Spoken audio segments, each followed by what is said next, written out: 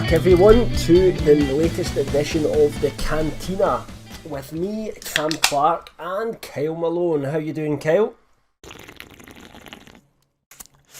Kyle? I'm sitting here sipping on a drink and Sipping on a drink. pondering this episode that we just watched. Interesting. So yeah, we are back discussing chapter 10 of The Mandalorian, titled The Passenger. If you've not been tuning in so far to the Cantina podcasts, we started 3 weeks ago. Basically, we did a season 1 recap kind of thing, review almost. We did our sort of expectations and speculation about season 2, and then last week we covered chapter 9, which was the Marshal, which I think we were both very much impressed with. So that takes us on to this week's episode, which is chapter 10, The Passenger. And it would be fair to say what we kind of expected was going to happen this week is not what happened. Would you agree with that, Kyle? Would you say you were kind of surprised by this week's episode? Yeah, 100%. Not what I had expected at all. And it also kind of took a shit on some other theories too. Yeah. Well, I don't know about that. We'll need to get into that, of course, as we get into it. You can obviously tell us what you think about that. But I know that last week we were talking about whether sort of Boba Fett would then encounter Mando next week. Then we had heard the sort of preview description of this week's, which just says Mando ferries a passenger. And I think quite a lot of people, not just myself, assumed that meant the ferry that we had seen in the trailer, and that therefore this week would be the episode on the water planet, or we assume water planet, certainly the body of water that we've seen in the trailer, and therefore we might get our first glimpse at Sasha Banks. So when this kind of episode started off, as it does on Tatooine, then we'll get to where it went in a second, but yeah, I must admit, as it went on, I thought, oh, that's not going to happen this week. That's going to be further down the line. I wasn't quite expecting that. So let's get into what actually did happen, Kyle. So we begin the episode basically with an ambush. It leads directly on from last week's episode. Mando is on his way back to Mos Eisley with the child on his speeder bike. He's got Boba Fett's armour in tow, and he basically gets hijacked by some criminals looking to steal the child. They have a little scuffle. As you would imagine, Mando wins. There's a nice little kind of scene with... is that a Jawa? It's not a Jawa, that, is it, that creature, even though it looks kind of Jawa-like? You don't know what it is? No? That metallic face reminded me of something from the sequels, but I'm trying not to think about the sequels, so carry on. Yeah, I got you on that. Yeah, I'm not sure, but it did look familiar somehow, I must admit. I take it then, at this point, we get it's kind of like the cold opening. We then get the Mando titles, and he's back in Mos Eisley again, and where he's speaking to his kind of friend mechanic type person. They're having a sort of card game. She's having a card game with a bug-like creature. They were playing what I thought most people in the world called Sabak, but they called Sabak. It's now officially Sabak. Solo movie. Yeah. I had already, headcanon shit when there's no other medium to teach you how to pronounce things. So they were playing that because she meant her hand that she had was an idiot's array. Yes. And that is Sabak hand. Sabak hand and a throwback. That specific term is an EU term that they brought into the new Disney canon. So that was kind of cool. I will say one thing. Mm-hmm. The second I saw the creature she was playing with, I thought it was a Killick, and very very very ancient species. They're actually hive mind like ants. There's a trilogy of books in the EU dealing with the Killicks and the Killick crisis. And I mean they're so ancient. They're like the ones that are like responsible for creating certain systems, like entire star systems. They created. Well, because they were so technologically advanced, they basically created stars and stuff like that. Is that what we're talking about, or just that they populated like, the systems? More like grabbing planets and shit and moving them. Centerpoint Station could deal heavy with gravity. It was became basically a gravity weapon, but it was an ancient weapon. But in the old EU, like even though the Killicks did all of that, like you look at what the Rakata or Rakata or however people want to pronounce their names. You look at what they did. Freaking, what was it, like the old EU timeline? And I think it was like 70,000 years prior. They were the first ones to like do intergalactic travel and shit. Anyways, right. Yeah, I'm getting on and on about the EU. So I like that. I'm you like wondering if that's a throw out for us. I mean, maybe it is. Maybe it is a Killick. You know, I mean, why not? I mean, they've definitely versed in you know this kind of history, and they do like to throw in that bit of sort of not over the top fan service, as we've always said, but sometimes just the right amount that you get in Mando. Something a little bit there, but doesn't matter for the people that don't need to know it, or don't know it, should we say.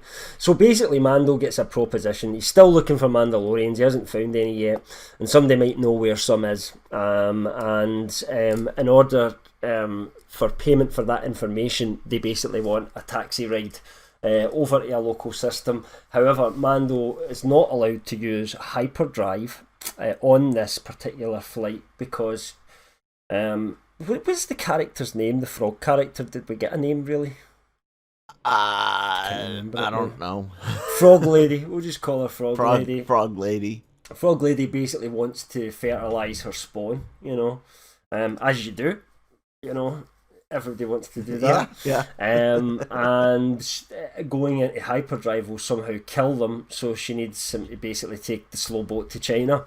Mando reluctantly agrees, and off they go on their journey. So, in terms of that sort of the opening sort of gambit, if you like, of what the whole rest of the show is about, any issues, any problems, anything you loved about from the point, obviously, of the hijack through to getting his job?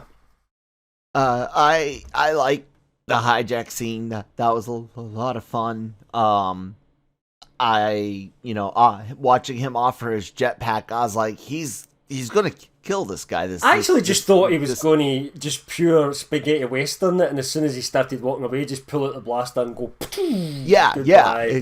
You know? Exactly. But I suppose they kind of did the PG-13 version of that, didn't they? Yeah. Even though they did that, it was a cute, funny little scene that shows, and because of the way he looked at the child when he was using the remote control on the jetpack, in the end killing the guy anyways, with a very hard fall. It kind of shows like a little bit of those ones where you can tell the kids, oh, he got up later and he was okay. You know what I mean? It's that sure. Kind of thing, yep, you can. Yeah, you can. But it shows a character growth with the Mandalorian and the child's effect on him, and the fact that he put on a little show for the child, but then at the end he still had to do what needed to be done. And I love that little like shoulder shrug, head tilt he he did when the child looks at him like, you killed him. Yeah, yeah, of course I did. Did you expect me to do? He was holding a knife to your throat. So I loved that that stuff. Everything with Mando and the child. I love. The passenger thing, I started getting nervous about it. I was like, where are we going? Are we getting to that water-heavy planet? They didn't call it Mon Calamari or Mon Cal or anything, definitely had a like different that. name. It was Round the Gas Giant Ibs or something like that. It's like a name I don't recognise, I must admit. So it's definitely not, doesn't appear to be Mon Cal, does it? No. Unless, so for some reason, because just to say why we think that, in the trailer you could still see those eggs and that planet, so we assume that's a future destination that they're going to travel to, and it would make sense that that's the place that this woman, actually, the frog lady, wants to get to, wouldn't it? Probably, that's the way I'm looking at it. Yes, and that's what I meant by this episode. Not only did it kind of kill my theory of like the paired episodes, with the characters that are coming into this. This is a complete standalone thing, but it kind of showed us a few things, which we'll get to when we talk about where the majority of the story actually takes place at when we get there. But that alone kind of killed the Mon Cal idea and just said, well, of course, on a watery planet, you would see a lot of Quarren and some Mon Cal because they come from a watery planet. So why wouldn't they work at another different or at least the docks of a world with it's oceans. like if they had done this in Hawaii, it would look like, on our planet, it would look like a water world. We don't know if this is a water world. We just know that they have to get some sort of boat on the water. It could be an ocean, it could be a river, a massive river. I mean, this is, it's not a planet we're familiar with, so, we're just guessing it's maybe some water planet, because that's the way Star Wars usually does things. Pick one environment and then make a whole planet of that, And I will say this, I do believe Mon Cal is a mostly water planet by canon. I don't know if it's an all water, like Zero Land by canon. They went anymore, there in the Clone Wars, but it was the Tarkovsky Clone Wars they went there, because I remember the Kit Fisto episode when he was fighting people underwater, and it was like Quarians were on the Separatist side and then Mon Cals were on the Republic side. I've never heard of mention of any land based whenever it's come up, but we don't know for sure, do we? Yeah, not for the canon. The old EU stuff is completely different. Not going to get into it. Anyways, continue. I'm curious about the passenger by now, and saying, hey, this and this I don't think are going to happen anymore, and carry on. Okay. So next, they obviously head off on their journey, and basically Mando goes to sleep, leaves Frog Lady up in the cockpit. Mando goes for a kip with the child, just as the child's managed to gobble up one of Frog Lady's spawn, so that's one kid she's not having. What a little asshole. I know, he's a hungry lad, but Mando needs to feed him more often, I think, because in that episode everything that happened seemed to be because the child just randomly eating things and looking hungry all the time. One of them's gone. Baby Yoda, as everybody affectionately knows him as, is definitely gobbled up one of her spawn, but Mando tells them off for it and they go to sleep. And then, of course, they wake up to an alarm. Mando rushes up to the cockpit and he is flanked by two X-Wings from the New Republic, who are basically cops in this instance, and just driving by going, can we see your license and registration, please, sir? I don't seem to have that right now. Shit. go. And then after a while, Mando decides he's just going to try and outrun them. So we get into obviously a spacecraft chase. That goes straight on to, a planet. Mando does some fancy moves to try and lose them. And it does appear as if he has lost them. He's kind of landed, he's in a crevice, and shit happens. The ground kind of falls out from underneath the Razor Crest, and they end up down in a cave with the Razor Crest being pretty badly damaged. What about that whole sequence? The X-Wings, the chase, and the crash, Kyle? So I thought again it was a funny scene and kind of a realistic what a smuggler type, pirate would do. Somebody not wanting to be found that has a workaround. Oh, I've got my ship is grandfathered because it's pre-Empire, and stuff like that. Like, in my mind, that's realistic. That's 100% what the Mandalorian would be doing. Kind of surprised he didn't just have a false transponder or something, there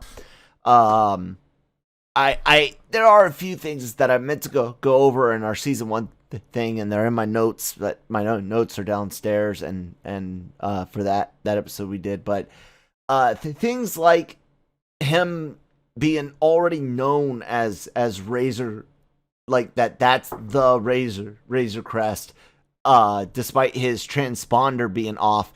Little things like that are kind of sequel trilogy not really making sense-ish to me, and I don't like that. But is that almost like, where it felt to me more like cops pull up and they run your plate, and so they, instead of this is who owns that, they get the ship name back, so they know it's the Razor Crest, and then they're asking for sort of confirmation of basically who's flying it and things like that, and then when he's not able to give them it, you can see that they're kind of like on channel 2, like switch to channel 2, and they're talking, right, what's going on here? Are we pulling this guy over? What, you know what I mean? Basically, Mando should have been shouting back, once they asked him to pull over. It's because I'm black, isn't it? But, he doesn't want the he doesn't want the New Republic after him as well. That's what he was trying to avoid. Yeah. And there was that thing that they mentioned later on in the prison barge as well, and he was involved in that, and the Razor Crest was there and everything like that. So there's maybe like a bit of history, like the New Republic have got him on their naughty list, shall we say. So I just kind of saw it like that, that, it was, you could get the name of the ship by maybe some identification numbers on it. That kind of makes sense to me. You're looking at it, it says number, let's run that through the system, I mean, yeah. Because they're close enough. Like whole numbers in Star Trek, NCC, whatever the fuck. Yes, because they do mention Razor Crest and they say a number after it, which I don't know what the number was, but that kind of felt to me like almost like a license plate. It doesn't jive with my EU brain of what a bounty hunter smuggler sort of stuff ship would be able to do. So yeah.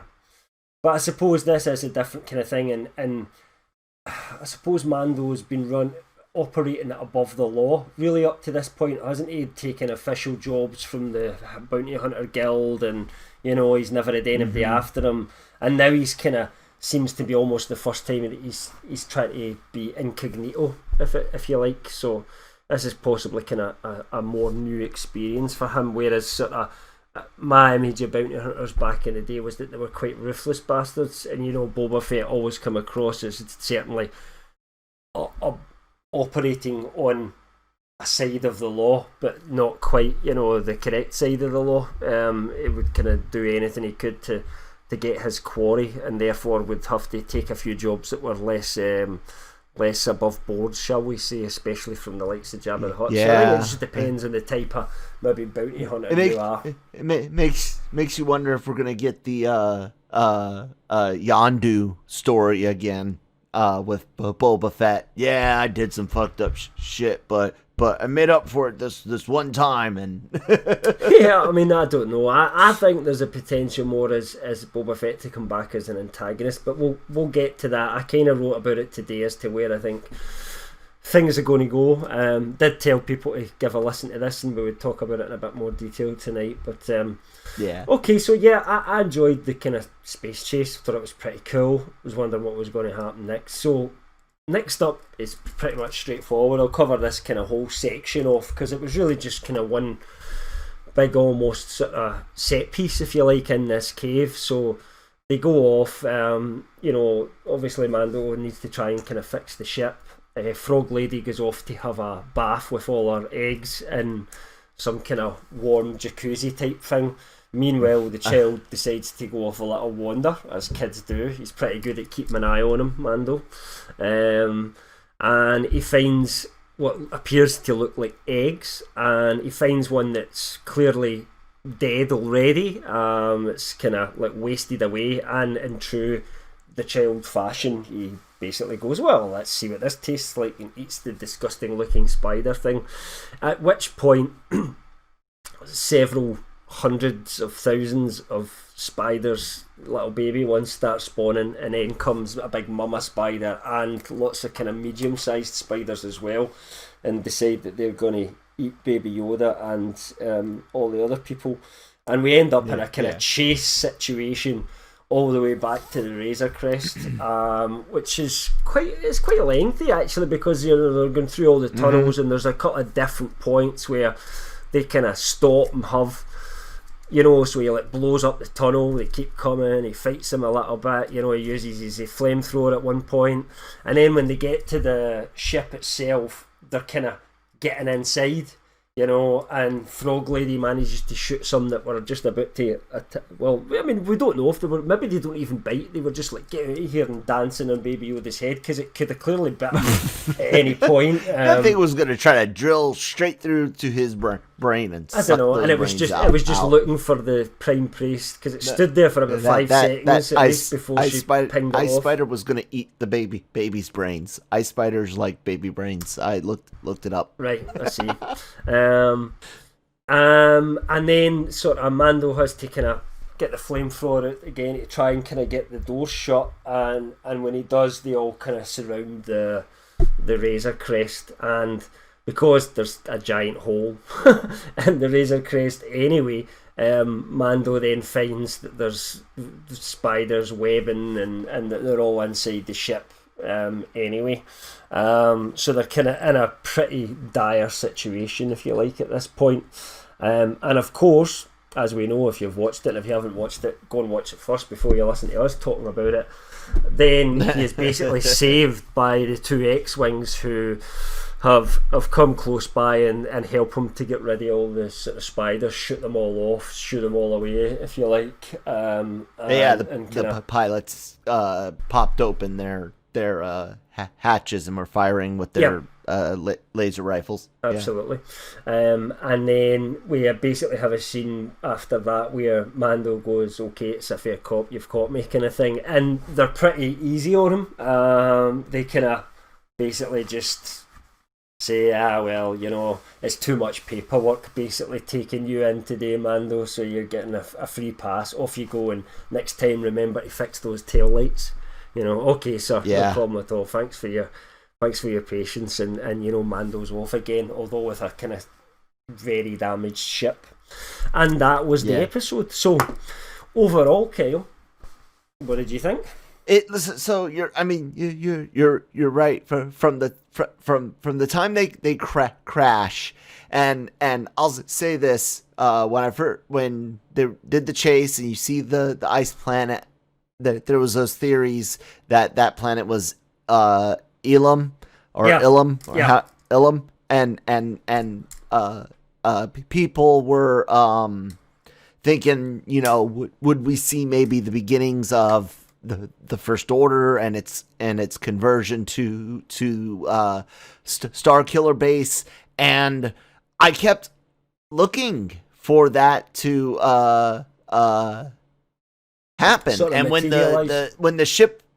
the ship fell through, I was like, aha, here's here's going to be a little bit more world building, a little connective tissue here, and nope, we're just on random ice world with ice spiders and a hot spring, and a very, very dumb frog lady that does save the child from having its brains eaten by an ice spider.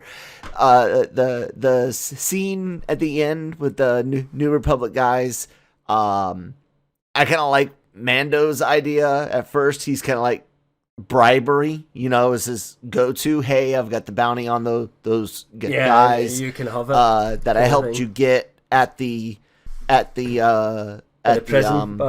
prison barge. Yep. And you're right, I did help because they mentioned, hey, you helped this guy escape, but you got these 3, but you protected our guy. And Mando's like, so why don't I give you the bounty on those 3? You come help seal up my ship, and we call it even. And I like what they do, which is basically what you said, and they're more like, get your taillights fixed, Mr. Mando, and we'll see you next time. And they get in their ships and they just leave. And I'm like, damn, that's some cold New Republic bullshit. Well, right it was break time basically, so they were looking at it and they were looking at the paper and saying, what, it's either arrest this guy, take him downtown, get him booked, or go for donuts. So what are we going to do? Let's give him a pass. Yeah. And he's also obviously got some shit going on and other people involved, and he's not going to go down without a fight. So yeah, fuck it. Just dude, we're not helping you. Keep your money. Don't fuck up again. I mean, when they're in the X-Wing, they're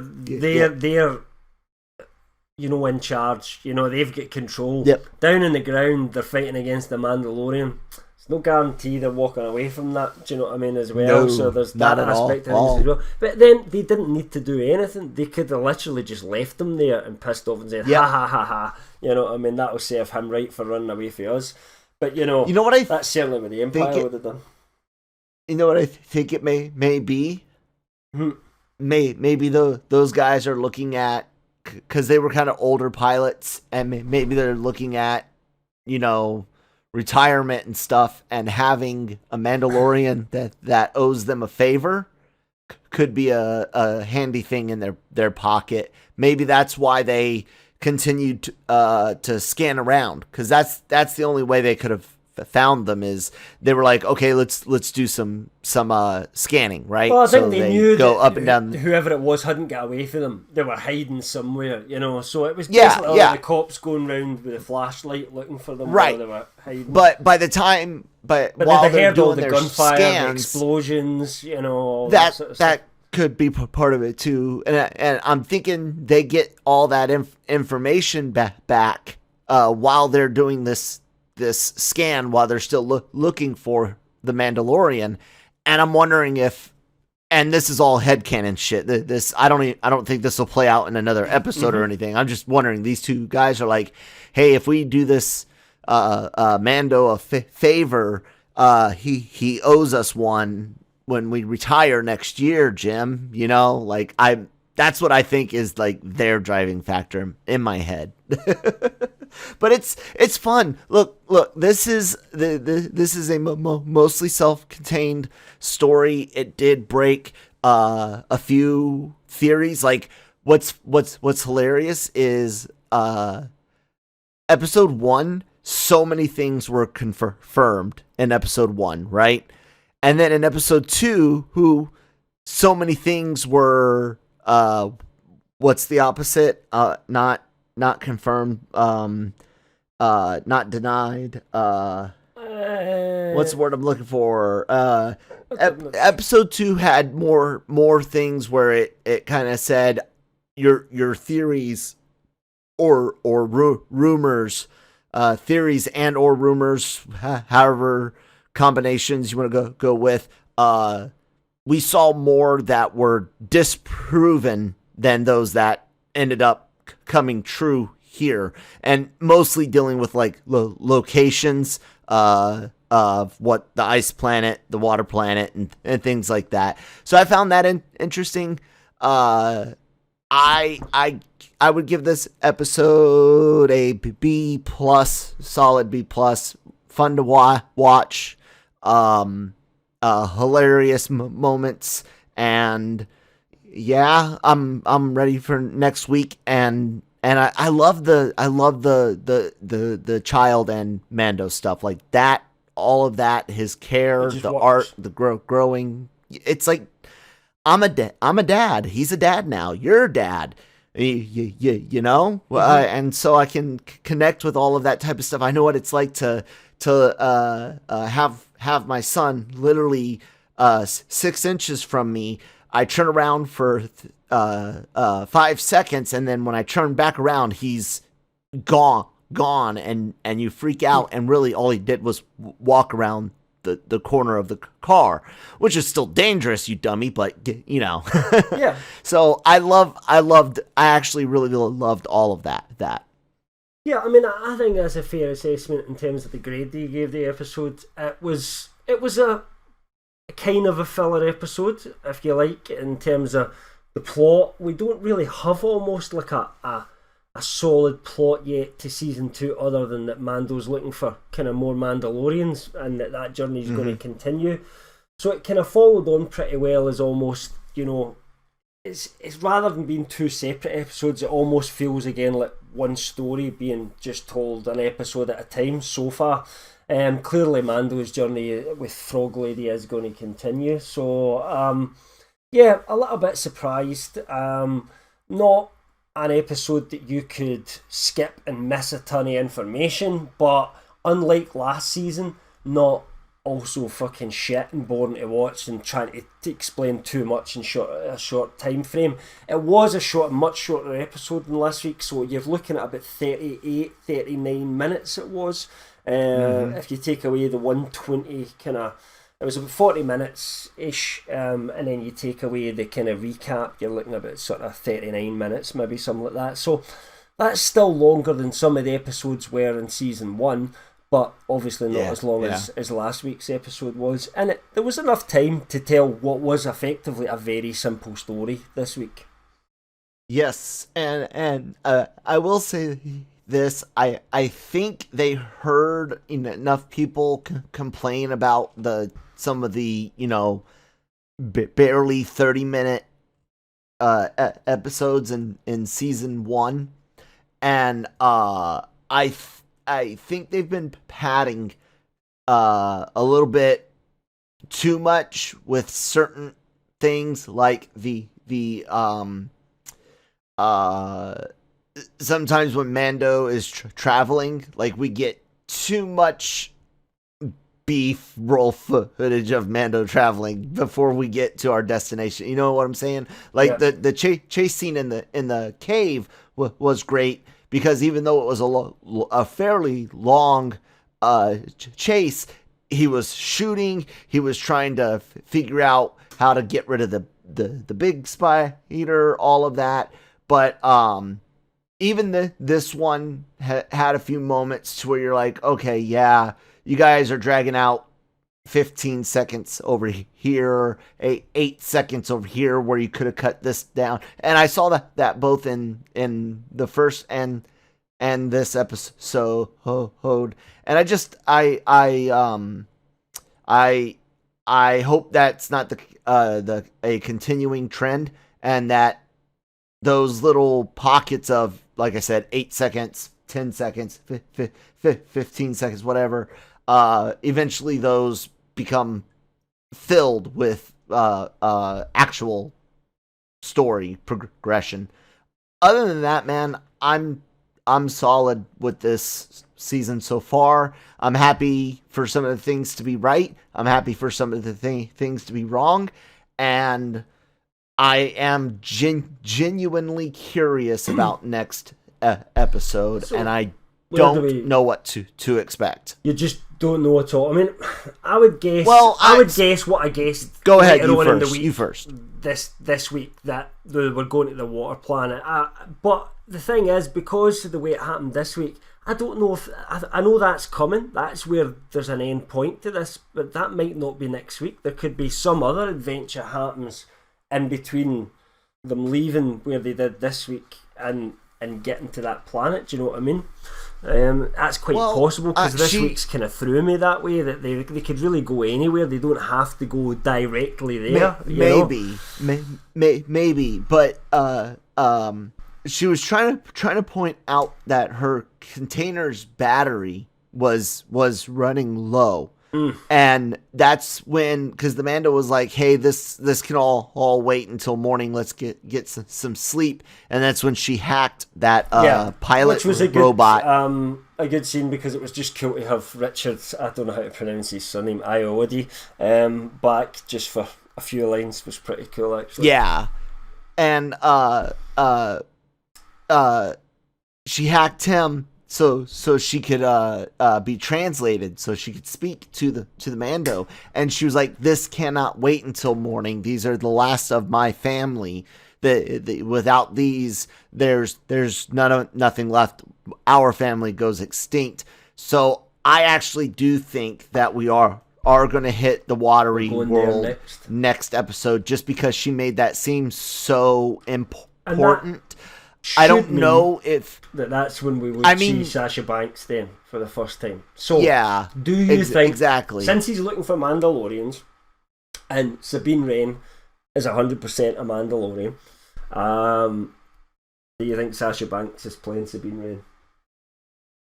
And it's what everybody else seems to think, and other. There's a lot of people who just refuse to accept it, that she can't be, because Sabine Wren should be played by an Asian character, and they just don't think Sasha Banks is going to be playing Sabine. They think you can't deny she's in it, but they don't. There's a lot of fans just will not accept that she's Sabine. Well, I know 100% she's not Ahsoka, and we know she's not Bo-Katan. No. So Sabine is really, I mean, there's no other, unless it's an original character. But then have we heard of an Asian or Asian mixed actress that's in the show? Nope. That we haven't pegged for a role yet? No, but it's not necessary that Sabine would even show up at all, of course. However, I personally think she's playing Sabine Wren.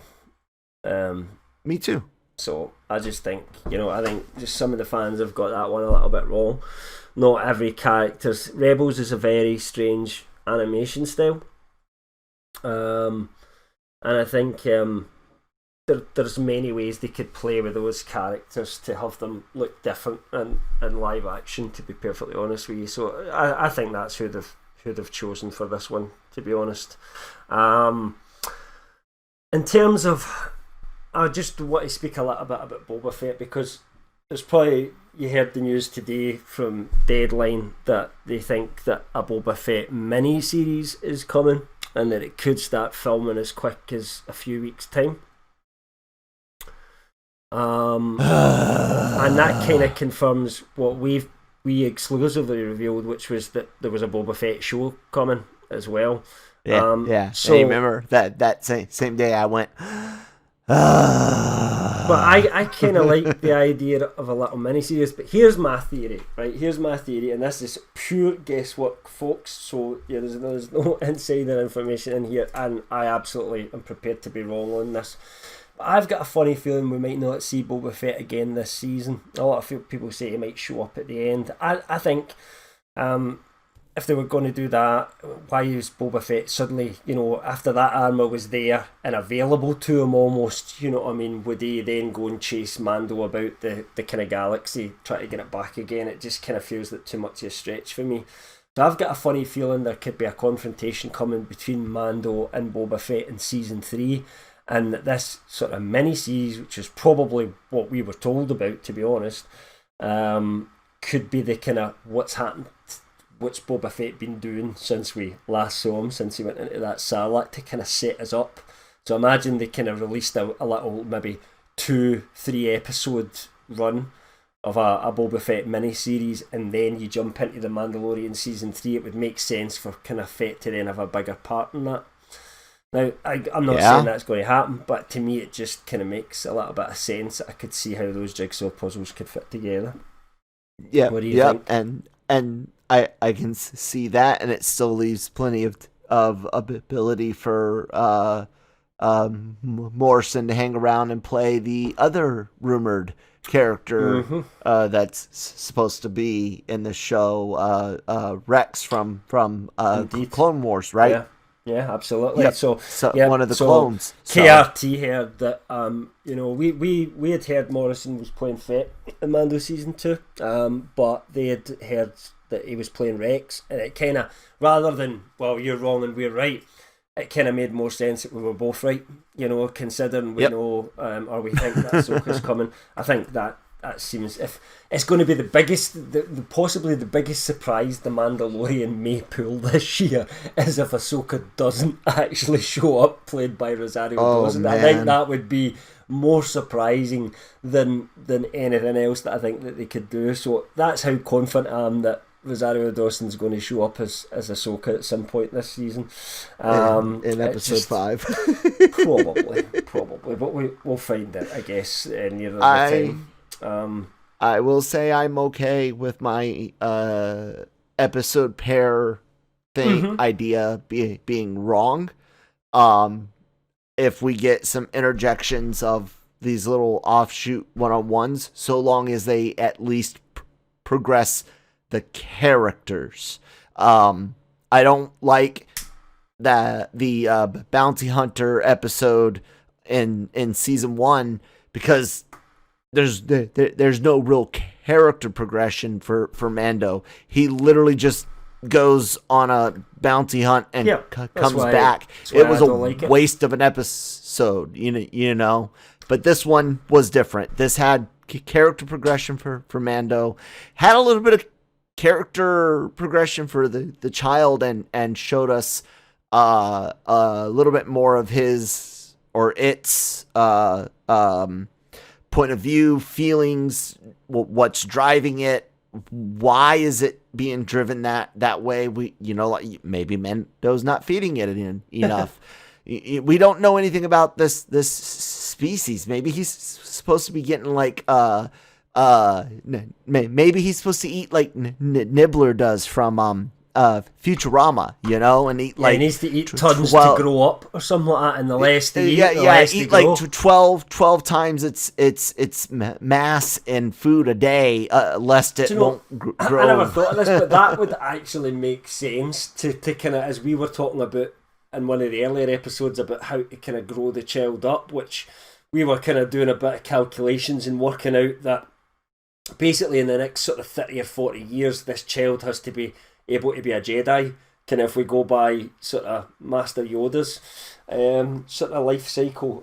So it could be that what they need is that sort of a ton of food to basically mature. You just need to sit them next to a ton of rich protein food so that they go through an entire army of those fucking duck things. I can't remember what they're called from The Last Jedi.